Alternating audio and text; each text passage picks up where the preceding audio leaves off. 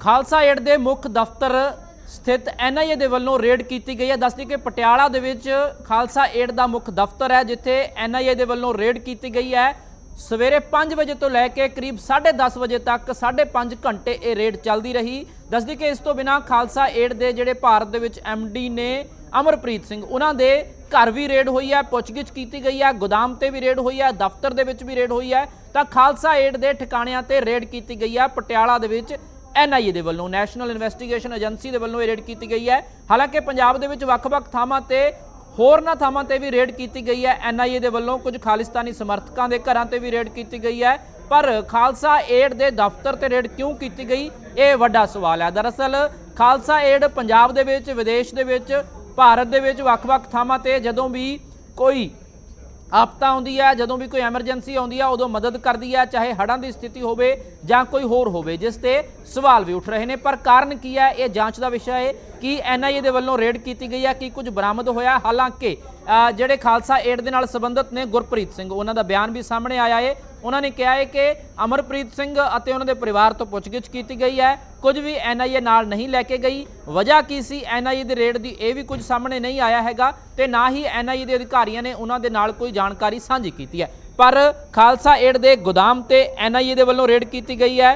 Khalsa aid ਦੇ MD ਨੇ ਜਿਹੜੇ ਇੰਡੀਆ ਦੇ ਵਿੱਚ ਅਮਰਪ੍ਰੀਤ ਸਿੰਘ, ਉਹਨਾਂ ਦੇ ਘਰ ਤੇ ਰੇਡ ਕੀਤੀ ਗਈ ਹੈ। ਖਾਲਸਾ ਏਡ ਦੇ ਦਫ਼ਤਰ ਦੇ ਵਿੱਚ ਵੀ छापेमारी की गई है। सवेर वेले तो लैके 10:30 बजे तक रेड चलती रही, कई घंटे तक ये रेड चली।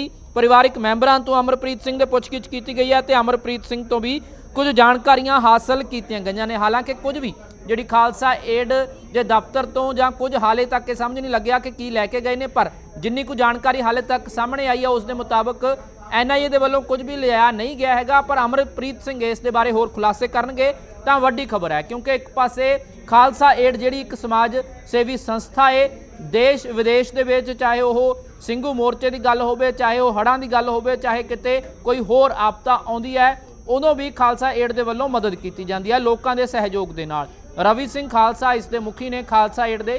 तां हुण पटियाला दे विच खालसा एड दे ऑफिस ते घर ते गोदाम ते जिहड़ी खालसा एड दे MD दा घर है, उत्थे भी रेड की गई है। इस संबंधी खालसा एड दे नाल संबंधित जिहड़े वलंटीयर ने गुरप्रीत सिंह, उन्हां दी एक स्टेटमेंट भी सामने आई है, वो भी तुहानूं सुणाउने आ।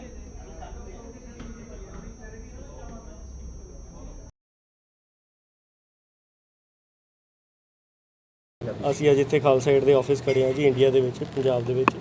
ਤੇ ਮੇਰਾ ਨਾਮ ਗੁਰਪ੍ਰੀਤ ਸਿੰਘ ਹੈ ਜੀ, ਤੇ ਖਾਲਸਾ ਏਡ ਦਾ ਵਲੰਟੀਅਰ ਹਾਂ ਜੀ। ਇੱਥੇ ਅੱਜ ਜਿਵੇਂ ਤੁਹਾਨੂੰ ਪਤਾ ਹੀ ਪੰਜਾਬ ਦੇ ਵਿੱਚ ਨਿਰੰਤਰ ਸੇਵਾਵਾਂ ਖਾਲਸਾ ਏਡ ਵੱਲੋਂ ਚੱਲ ਰਹੀਆਂ ਨੇ ਜੀ। ਦਿਨ ਰਾਤ ਇੱਕ ਕਰਕੇ ਸਾਡੇ ਸੇਵਾਦਾਰ, ਸਾਡੇ ਵੋਲੰਟੀਅਰਸ ਸੇਵਾਵਾਂ ਨਿਭਾ ਰਹੇ ਨੇ। ਤੇ ਉੱਦਾਂ ਹੀ ਅਮਰਪ੍ਰੀਤ ਸਿੰਘ ਸਾਡੇ ਜਿਹੜੇ ਮੈਨੇਜਿੰਗ ਡਾਇਰੈਕਟਰ ਨੇ ਇੱਥੇ, ਮੁਖੀ ਨੇ ਖਾਲਸਾ ਏਡ ਇੰਡੀਆ ਦੇ, ਉਹਨਾਂ ਦੇ ਅੱਜ ਘਰ ਦੇ ਵਿੱਚ ਜਿਹੜੀ ਹੈ NIA ਵੱਲੋਂ ਇਨਵੈਸਟੀਗੇਸ਼ਨ ਕੀਤੀ ਗਈ ਹੈ ਜੀ।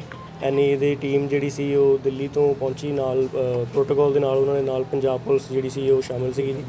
ਤੇ ਉਹ ਤਕਰੀਬਨ ਸਵੇਰੇ 5 ਵਜੇ ਤੋਂ ਲੈ ਕੇ 10:30 ਵਜੇ ਤੱਕ ਇਹ ਚੱਲੀ ਹੈ ਜੀ। ਤੇ ਮੀਨਵਾਈਲ ਜਦੋਂ ਸਾਨੂੰ ਇਨਫੋਰਮੇਸ਼ਨ ਮਿਲੀ ਤਾਂ ਅਸੀਂ ਜਦੋਂ ਪਹੁੰਚੇ ਤਾਂ ਉਹ ਖਾਲਸਾ ਏਡ ਆਫਿਸ ਵੀ ਵਿਜ਼ਿਟ ਕੀਤੀ ਉਹਨਾਂ ਨੇ, ਖਾਲਸਾ ਏਡ ਆਫਿਸ ਵੀ ਵਿਜ਼ਿਟ ਕਰਕੇ ਗਏ। ਤੇ ਉਸ ਤੋਂ ਬਾਅਦ ਉਹਦਾ ਰੀਜ਼ਨ ਕੀ ਸੀਗਾ, ਉਹਨਾਂ ਦਾ ਕੀ ਪ੍ਰੋਟੋਕੋਲ ਸੀ, ਕੀ ਇਨਵੈਸਟੀਗੇਸ਼ਨ ਦੇ ਕਾਰਨ ਸੀ, ਕਿਉਂਕਿ ਜੋ ਖਾਲਸਾ ਏਡ ਨਿਰੰਤਰ ਸੇਵਾਵਾਂ ਨਿਭਾ ਰਹੀ ਹੈ ਉਹਦੇ ਚੱਲਦਿਆਂ ਤਾਂ ਇਸ ਨੂੰ ਕੁਝ ਕਿਹਾ ਨਹੀਂ ਜਾ ਸਕਦਾ। ਬਟ ਕੀ ਕਾਰਨ ਨੇ ਉਹਦੇ ਬਾਰੇ ਅਮਰਪ੍ਰੀਤ ਸਿੰਘ ਜੀ ਜਿਹੜੇ ਨੇ, ਜਿਨ੍ਹਾਂ ਤੋਂ ਇਨਵੈਸਟੀਗੇਸ਼ਨ ਹੋਈ ਹੈ ਸਾਰੇ ਪਰਿਵਾਰ ਤੋਂ, ਉਹ ਇਹਦੇ ਬਾਰੇ ਅੱਗੇ ਬਿਆਨ ਦੇਣਗੇ ਜੀ। ਚੱਲਦੇ ਹੋਏ ਜੋ ਚੱਲਦੇ ਸਮੇਂ ਅੱਗੇ ਬਿਆਨ ਆਉਣਗੇ ਉਹ ਇਸ ਵੇਲੇ ਉਹਨਾਂ ਦੀ ਜੋ ਸਟੇਟ ਆਫ ਮਾਈਂਡ ਉਹ ਨਹੀਂ ਦੇ ਸਕਦੇ ਜੀ, ਕਿਉਂਕਿ ਸਵੇਰੇ 5 ਵਜੇ ਤੋਂ ਲੈ ਕੇ 10:30 ਵਜੇ ਤੱਕ ਇਨਵੈਸਟੀਗੇਸ਼ਨ ਚੱਲੀ ਹੈ। ਥੋੜ੍ਹੀ ਦੇਰ ਤੱਕ ਹੋਰ ਜੋ ਵੀ ਇਨਫੋਰਮੇਸ਼ਨ ਹੋਊਗੀ ਸੰਗਤ ਨਾਲ ਸਾਂਝੀ ਕੀਤੀ ਜਾਊਗੀ ਜੀ। ਇਹ ਖਾਲਸਾ ਏਡ ਦੇ ਵਾਸਤੇ ਜਿਹੜੀ ਕੀਤੀ ਗਈ ਸੀ, ਜਿਵੇਂ ਅਮਰਪ੍ਰੀਤ ਜੀ ਤੋਂ ਕੋਈ ਪਰਸਨਲੀ ਉਹਨਾਂ ਤੋਂ ਇਨਵੈਸਟੀਗੇਸ਼ਨ ਵਿੱਚ ਇਹ ਖਾਲਸਾ ਰਿਲੇਟਡ ਹੀ ਹੈ। ਬਾਕੀ ਜਿਹੜੀ ਵੀ ਇਨਫੋਰਮੇਸ਼ਨ ਹੈ, ਕੀ ਰੀਜ਼ਨ ਸੀ, ਕੀ ਨਹੀਂ ਸੀਗਾ, ਉਹ ਸਾਰੀ ਇਨਫੋਰਮੇਸ਼ਨ ਜਿਹੜੀ ਉਹ ਬਾਅਦ ਸੰਗਤ ਨਾਲ ਅਮਰਪ੍ਰੀਤ ਸਿੰਘ ਜੀ ਖੁਦ ਸਾਂਝੀ ਕਰ ਰਹੇ। ਪਟਿਆਲੇ ਦੇ ਵਿੱਚ ਜੀ, ਅਮਰਪ੍ਰੀਤ ਸਿੰਘ ਜੀ ਦੇ ਘਰ ਵਿਖੇ, ਤੇ ਖਾਲਸਾ ਏਡ ਦਾ ਆਫਿਸ ਪਟਿਆਲੇ, ਉੱਥੇ ਰਿਸ਼ੀ ਕਲੋਨੀ, ਉੱਥੇ ਹੋਇਆ। ਲੈ ਕੇ ਵੀ ਗਏ ਨੇ ਜੀ ਕੋਈ ਬੈਂਕ ਡਿਟੇਲ ਵਗੈਰਾ? ਨਹੀਂ ਜੀ, ਹਜੇ ਕੋਈ ਇਦਾਂ ਦੀ ਕੋਈ ਇਨਫੋਰਮੇਸ਼ਨ ਨਹੀਂ ਹੈ ਜੀ ਸਾਨੂੰ। ਆਫਿਸ ਵਿੱਚੋਂ ਕੋਈ ਕਾਗਜ਼ ਲਿੱਤੇ? ਨਹੀਂ ਜੀ, ਹਜੇ ਕੋਈ ਇਨਫੋਰਮੇਸ਼ਨ ਇੱਧਰ ਨਹੀਂ ਜੀ। ਅਮਰਪ੍ਰੀਤ ਸਿੰਘ ਜੀ ਜਿਹੜੀ ਹੈ ਇਹਦੇ ਬਾਰੇ ਇਨਫੋਰਮੇਸ਼ਨ ਸ਼ੇਅਰ ਕਰੋ। ਅਮਰਪ੍ਰੀਤ ਜੀ ਹੁਣ ਕਿੱਥੇ ਨੇ? ਅਮਰਪ੍ਰੀਤ ਜੀ ਇਸ ਪਟਿਆਲੇ 'ਚ ਹੀ ਨੇ ਜੀ, ਹਜੇ ਪਟਿਆਲੇ 'ਚ ਹੀ ਨੇ ਜੀ। ਯਾਨੀ ਕਿ ਉਹਨਾਂ ਦੇ ਨਾਲ ਤਾਂ ਨਹੀਂ ਗਏ ਵੀ ਫੋਨ ਬੰਦ? ਨਹੀਂ ਜੀ, ਨਹੀਂ ਫੋਨ ਉਹਦੇ ਨਾਲ ਨਹੀਂ। ਅਸੀਂ ਅੱਜ ਇੱਥੇ ਖਾਲਸਾ ਏਡ ਦੇ ਆਫਿਸ ਖੜੇ ਹਾਂ ਜੀ, ਇੰਡੀਆ ਦੇ ਵਿੱਚ, ਪੰਜਾਬ ਦੇ ਵਿੱਚ। ਤੇ ਮੇਰਾ ਨਾਮ ਗੁਰਪ੍ਰੀਤ ਸਿੰਘ ਹੈ ਜੀ, ਤੇ ਖਾਲਸਾ ਏਡ ਦਾ ਵਲੰਟੀਅਰ ਹਾਂ ਜੀ। ਇੱਥੇ ਅੱਜ ਜਿਵੇਂ ਤੁਹਾਨੂੰ ਪਤਾ ਹੀ ਪੰਜਾਬ ਦੇ ਵਿੱਚ ਨਿਰੰਤਰ ਸੇਵਾਵਾਂ ਖਾਲਸਾ ਏਡ ਵੱਲੋਂ ਚੱਲ ਰਹੀਆਂ ਨੇ ਜੀ। ਦਿਨ ਰਾਤ ਇੱਕ ਕਰਕੇ ਸਾਡੇ ਸੇਵਾਦਾਰ, ਸਾਡੇ